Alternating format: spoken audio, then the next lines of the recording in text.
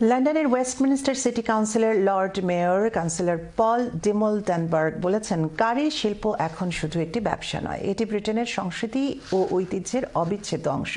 House of লর্ডসে অনুষ্ঠিত ষষ্ঠ national কারি award অনুষ্ঠানে প্রধান অতিথির বক্তব্যে তিনি এই কথা বলেন। বিস্তারিত জানাচ্ছেন এহসানুল ইসলাম চৌধুরী শামীম। ক্যামেরায় ছিলেন রূপন পীর। জমকালো আয়োজনে অনুষ্ঠিত হয়ে গেল যুক্তরাজ্যের রেস্টুরেন্ট শিল্পের অন্যতম মর্যাদাপূর্ণ অনুষ্ঠান ন্যাশনাল কারি অ্যাওয়ার্ড 2025। এবারে অনুষ্ঠানে ইংল্যান্ডের বিভিন্ন প্রান্ত থেকে বাছাই করা 22টি সেরা রেস্টুরেন্টকে 4টি ক্যাটাগরিতে পুরস্কার প্রদান করা হয়। আমি লাকি, আমার দুইটা রেস্টুরেন্ট আজকে এই কারি অ্যাওয়ার্ডে উইন হয়েছে। একটা Zamindar lounge in Creaton Northampton, আর একটা Mughlis in Milton Kings.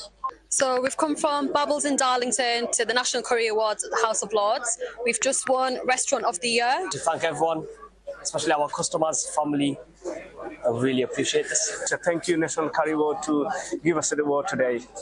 National curry অ্যাওয়ার্ডের উদ্যোগে আয়োজিত এই অনুষ্ঠানে ব্রিটিশ রাজনীতিক, সংসদ সদস্য, লর্ডসভার সদস্য, ব্যবসায়ী ও রেস্টুরেন্টের উদ্যোক্তাদের উপস্থিতিতে উদযাপিত হয় যুক্তরাজ্যের রেস্টুরেন্ট খাতে বাংলাদেশিদের সাফল্য। লন্ডনের হাউস অফ লর্ডসে সোমবার অনুষ্ঠিত হল ষষ্ঠ ন্যাশনাল কারি অ্যাওয়ার্ড 2025। অনুষ্ঠানটি প্রাণবন্তভাবে উপস্থাপনা করেন মিডিয়া ব্যক্তিত্ব মুমিন খান। স্বাগত বক্তব্য রাখেন ন্যাশনাল কারি অ্যাওয়ার্ডের founder Abdul Ahad Chowdhury.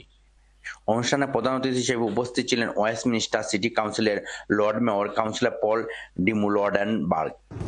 All the awards today, because as others have said before, curries are now almost our national dish. My name's Anna Gelderd. I'm the Labour MP for South East Cornwall, and I'm so excited to be here at this event. It's such fantastic news that the Chennai Curry House in Loo, in my constituency, has won Restaurant of the Year. I couldn't be more excited. অনুষ্ঠানে আরো উপস্থিত ছিলেন Andy ম্যাকনেক MP, আনা গেলবার্ড MP, ওয়ারিন্ডার JS MP এবং councillor Maggi কারমেন। তারা সকলে British অর্থনৈতিক ও সংস্কৃতি দক্ষিণ এশীয় কমিউনিটির অবদানের উচ্চ প্রশংসা করেন। অনুষ্ঠানে উপস্থিত অতিথিরা বলেন, এ ধরনের আয়োজন দক্ষিণ এশীয় কমিউনিটির গর্ব ও ঐক্যের প্রতীক। এটি শুধু রেস্টুরেন্ট ব্যবসার সাফল্য নয়, বরং এক বিশাল সংস্কৃতির উদযাপন। ব্রিটেনে কারি শিল্পে রয়েছে স্টাফ সংকট। এর মধ্যে নতুন আইনের কারণে স্টাফ সংকট আরো বৃদ্ধি পাবে। যতদিন স্টাফ সংকট নিরসন না হবে, তাদের দাবি অব্যাহত থাকবে, এমনটাই বলছেন নেতৃবৃন্দ। ব্রিটেনের ওয়েস্টমিনিস্টারের পার্লামেন্ট ভবন থেকে Ehsanul Islam Chowdhury Shamim, channel S news.